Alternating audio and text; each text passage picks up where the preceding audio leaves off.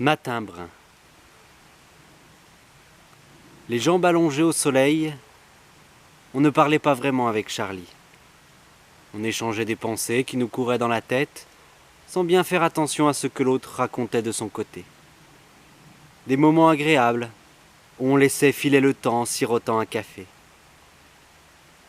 Lorsqu'il m'a dit qu'il avait dû faire piquer son chien, ça m'a surpris, mais sans plus. C'est toujours triste, un kleps qui vieillit mal, mais passé 15 ans, il faut se faire à l'idée qu'un jour ou l'autre, il va mourir. Tu comprends? Je pouvais pas le faire passer pour un brun. Ben, un labrador, c'est pas trop sa couleur, mais il avait quoi comme maladie? C'est pas la question. C'était pas un chien brun, c'est tout. Mince alors. Comme pour les chats maintenant? Oui, pareil. Pour les chats, j'étais au courant. Le mois dernier, j'avais dû me débarrasser du mien. Un de gouttière qui avait eu la mauvaise idée de naître blanc, taché de noir. C'est vrai que la surpopulation des chats devenait insupportable. Et que, d'après ce que les scientifiques de l'État national disaient, il valait mieux garder les bruns. Que des bruns. Tous les tests de sélection prouvaient qu'ils s'adaptaient mieux à notre vie citadine, qu'ils avaient des portées peu nombreuses et qu'ils mangeaient beaucoup moins. Ma foi, un chat, c'est un chat, et comme il fallait bien résoudre le problème d'une façon ou d'une autre, va pour le décret qui instaurait la suppression des chats qui n'étaient pas bruns. Les milices de la ville distribuaient gratuitement des boulettes d'arsenic. Mélangées à la pâtée, elles expédiaient les matous en moins de 2. Mon cœur s'était serré, puis on oublie vite. Les chiens, ça m'avait surpris un peu plus. Je ne sais pas trop pourquoi. Peut-être parce que c'est plus gros, ou que c'est le compagnon de l'homme, comme on dit. En tout cas, Charlie venait d'en parler aussi naturellement que je l'avais fait pour mon chat. Et il avait sans doute raison. Trop de sensiblerie ne mène pas à grand-chose. Et pour les chiens, c'est sans doute vrai que les bruns sont plus résistants. On n'avait plus grand-chose à se dire. On s'était quitté, mais avec une drôle d'impression.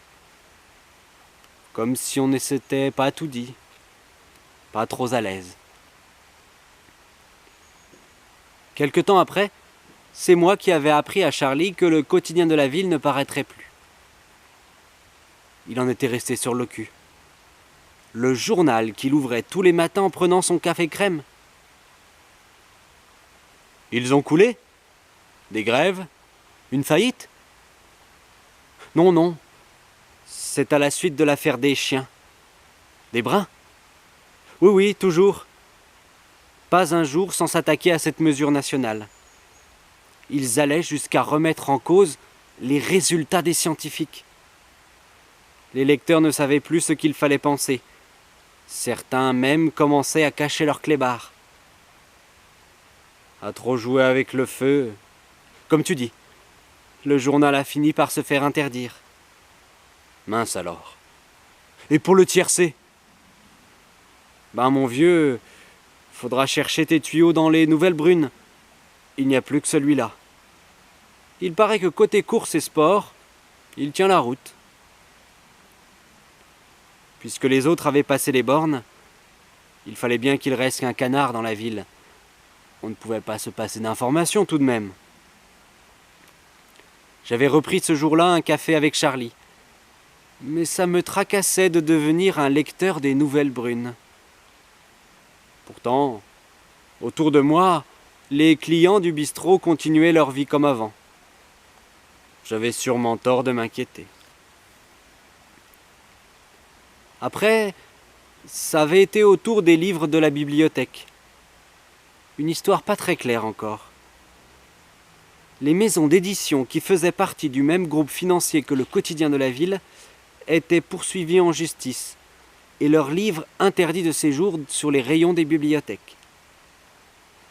Il est vrai que si on lisait bien ce que ces maisons d'édition continuaient de publier, on relevait le mot chien ou chat au moins une fois par volume, et sûrement pas toujours assorti du mot brun.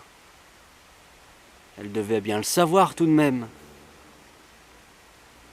Faut pas pousser, disait Charlie. Tu comprends, la nation n'a rien à y gagner, à accepter qu'on détourne la loi, et à jouer au chat et à la souris. Brune. Il avait rajouté autour de lui « souris brune », au cas où on aurait surpris notre conversation. Par mesure de précaution, on avait pris l'habitude de rajouter « brun » ou « brune » à la fin des phrases et après les mots. Au début, demander un pastis brun, ça nous avait fait drôle.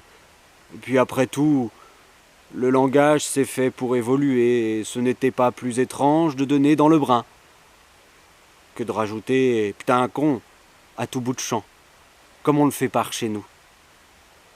Au moins on était bien vus et on était tranquille. On avait même fini par toucher le tiercé. Oh, pas un gros, hein. Mais tout de même, notre premier tiercé brun. Ça nous avait aidé à accepter les tracas des nouvelles réglementations. Un jour, avec Charlie, je m'en souviens bien, je lui avais dit de passer à la maison pour regarder la finale de la Coupe des Coupes. On a attrapé un sacré fou rire. Voilà qu'il débarque avec un nouveau chien. Magnifique. Brun de la queue au museau, avec des yeux marrons. Tu vois, finalement, il est plus affectueux que l'autre, et il m'obéit au doigt et à l'œil. Fallait pas que je m'en fasse un drame du labrador noir. À peine il avait dit cette phrase que son chien s'était précipité sous le canapé en jappant comme un dingue. Et gueule que je te gueule, et que même brun, je n'obéis ni à mon maître, ni à personne. Et Charlie avait soudain compris. Non, toi aussi ? Ben oui, tu vas voir. Et là, mon nouveau chat avait jailli comme une flèche pour grimper au rideau et se réfugier sur l'armoire. Un matou, au regard et au poil brun. Qu'est-ce qu'on avait ri. Tu parles d'une coïncidence ? Tu comprends ? Je lui avais dit. J'ai toujours eu des chats, alors... il est pas beau celui-ci ? Magnifique, il m'avait répondu. Puis on avait allumé la télé, pendant que nos animaux bruns se guettaient du coin de l'œil. Je ne sais plus qui avait gagné, mais je sais qu'on avait passé un sacré bon moment et qu'on se sentait en sécurité. Comme si de faire tout simplement ce qui allait dans le bon sens dans la cité nous rassurait et nous simplifiait la vie. La sécurité brune, ça pouvait avoir du bon. Bien sûr, je pensais au petit garçon que j'avais croisé sur le trottoir d'en face et qui pleurait son caniche blanc, mort à ses pieds. Mais après tout, s'il écoutait bien ce qu'on lui disait, les chiens n'étaient pas interdits. Il n'avait qu'à en acheter un brun. Même des petits, on en trouvait. Et comme nous, il se sentirait en règle et oublierait vite l'ancien. Et puis hier, incroyable, moi qui me croyais en paix, j'ai failli me faire piéger par les miliciens de la ville, ceux habillés de brun, qui ne font pas de cadeaux. Ils ne m'ont pas reconnu, parce qu'ils sont nouveaux dans le quartier et qu'ils ne connaissent pas encore tout le monde. J'allais chez Charlie. Le dimanche, c'est chez Charlie qu'on joue à la belote. J'avais un pack de bière à la main, c'était tout. On devait taper le carton 2-3 heures tout en grignotant. Et là, surprise totale. La porte de son appart avait volé en éclats et 2 miliciens plantés sur le palier faisaient circuler les curieux. J'ai fait semblant d'aller dans les étages du dessus et je suis redescendu par l'ascenseur. En bas, les gens parlaient à mi-voix. Pourtant, son chien était un vrai brun. On l'a bien vu, nous. Ouais, mais À ce qu'ils disent, c'est que avant, il en avait un noir, pas un brun, un noir. Ah, avant? Oui, oui, avant. Le délit maintenant, c'est aussi d'en avoir eu un qui n'aurait pas été brun. Et ça, c'est pas difficile à savoir. Il suffit de demander aux voisins. J'ai pressé le pas. Une coulée de sueur trempait ma chemise. Si en avoir eu un avant était un délit, j'étais bon pour la milice. Tout le monde dans mon immeuble savait qu'avant, j'avais eu un chat noir et blanc. Avant. Ça alors, je n'y aurais jamais pensé. Ce matin, Radio Brune a confirmé la nouvelle. Charlie fait sûrement partie des 500 personnes qui ont été arrêtées. Ce n'est pas parce qu'on aurait acheté récemment un animal brun qu'on aurait changé de mentalité, ils ont dit. Avoir eu un chien ou un chat non conforme à quelque époque que ce soit est un délit. Le speaker a même ajouté « injure à l'État national ». Et j'ai bien noté la suite. Même si on n'a pas eu personnellement un chien ou un chat non conforme, mais que quelqu'un de sa famille, un père, un frère, une cousine par exemple, en a possédé un, ne serait-ce qu'une fois dans sa vie, on risque soi-même de graves ennuis. Je ne sais pas où ils ont emmené Charlie. Là, ils exagèrent. C'est de la folie. Et moi qui me croyais tranquille pour un bout de temps, avec mon chat brun. Bien sûr, s'ils cherchent avant, ils n'ont pas fini d'en arrêter des proprios de chats et de chiens. Je n'ai pas dormi de la nuit. J'aurais dû me méfier des bruns dès qu'ils nous ont imposé leur première loi sur les animaux.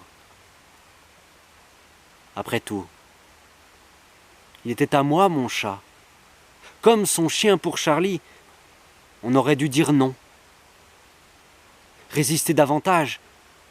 Mais comment? Ça va si vite. Il y a le boulot, les soucis de tous les jours. Les autres aussi baissent les bras pour être un peu tranquilles, non?